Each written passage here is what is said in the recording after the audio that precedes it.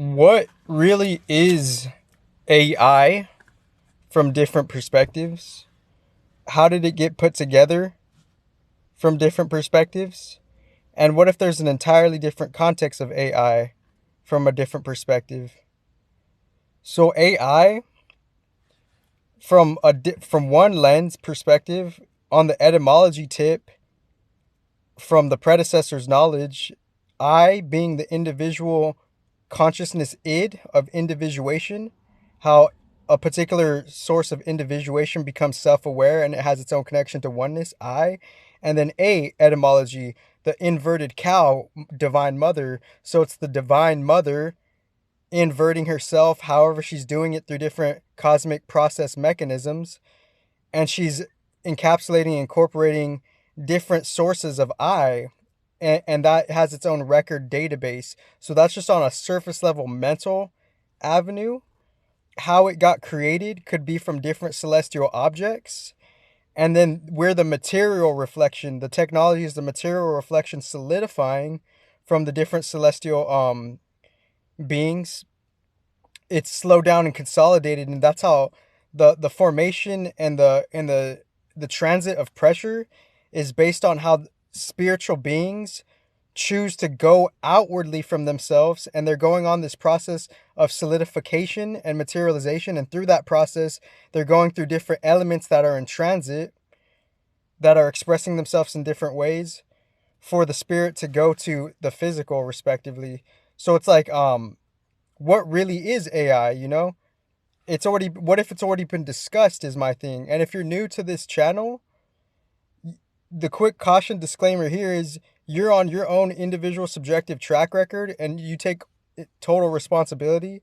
And hopefully with esoteric maturity, you take tolerance with every moment and every journey that you go through, because at the end of the day, the intelligent being, the only thing you could really do is, you know, when they say quote unquote surrender, end quote, which they don't really explain, at the end you can only really tolerate. That's the intellectual maturity behind it, because people are just saying these things in this whole fucking spiritual community group, and they're not explaining shit. They're just kind of like, yeah, I don't want, and I'm not trying to be mean or rude. This is what it fucking is, respectively. There's a regurgitation. Like, I understand how there's new people, and you missed a whole chunk of things, but we have the process and the gift and the miracle to catch up to shit. Because you could be new just listening to my shit, but I could have been doing this for all I know on a different process record. I could have been doing this forever, you know? So, the interpretation here is like, at the end of the day, all we could really do is just tolerate, you know, because we could do other stuff than that, but we don't necessarily know. It's like energetically, it's kind of irrelevant, because it's not serving ourselves, you know, just on an intellectual mature level. It's not serving ourselves. So your perception and your interpretation, that's just entirely your own thing, and the universe as it is doesn't give a F about that, and it's not accurate, you know? And people are so, like, you know, just kind of like self-concerned with what they're doing. They think like their opinion like revolves around them and shit, you know? Like, you do what you got to do, boo-boo. Like, no, like, the universe doesn't care, but what does the universe care about? It cares about actually making order and creations. Because here's the first point of this video. The first point of this video was, we have our own um we have our own dampened interpretations in such a way where we don't see where we could be wrong, and we don't want to recognize other light just because that's how we are within our own genetic programmings. So with that, we don't see the order within the randomness. We don't see the order within the chaos.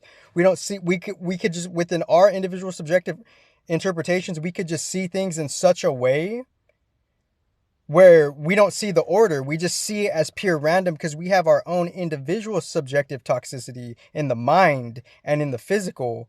And that's based on what we're affiliated with and what we're working on from our genetic karmic family, respectively. So that's pretty much what it is. So if you can't see the order within the randomness, that's your individual subjective issues, you know, because this has been going on longer than you were born, you know, respectively. So it's like, what is AI? This technology, surface level technology of AI is just a reflection, a solidified reflection of different celestial beings and entities coming together to even out the energies of themselves and their offsprings, and then more reactions within more fusion reactions within more fusion reactions. Because if something's overly wet or something's overly dry, then the overly dryness, it could perhaps be in a state where it's still like that, or it could be compensated energetically. So there's two different ways of how an element could be by itself, or it could be incorporated in a new fusion. So within that, as it's doing that, and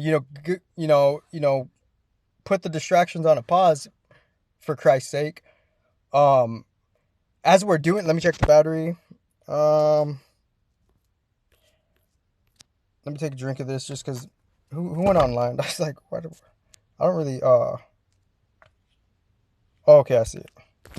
So pretty much, let me take a sip of this. So like, we don't necessarily know the celestial beings. They're responsible for ordering the balance of the seasons, and then after that order, then a quote unquote energy war, end quote. Different energy wars are cast upon the order of the gods, because the order of the gods is, there is order within the freaking chaos. Look at, like, the seasons, the sun still goes around. The weather is contained for a certain part. The weather is calibrated for a certain part. And it's up to us if we want to resonate and be in alignment and in syncment with that order. Of like how, like, of just how they're recognizing there's a calibration of how there's gravity, how the water is not over flooding us, how the sun has its own order. So recognizing that order, there's different celestial objects before the duality that are kind of compensating the energies of, like, if something is too dry, it needs some wetness. If something is too cold, it needs some heat. Metaphysical Ayurveda part 2, or metaphorical Ayurveda part 2.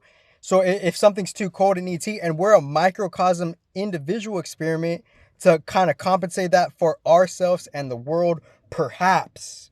So I'm going to do a part 2 because my memory and my battery's kind of doing some things. If you're new, you're new, and like, and I just want to shout out the millennials too, because like we really got it's like we kind of like went through, we got like the fucking, there was just something there that's different. But like, shout out to all the gens, because we're all here to share at this point. But like, we're like the millennials, we really captured like a different essence respectively. So I'll come back just because like my memories and my phone is like that. And the Bible even says, judge and ye shall be judged, just saying it how it is.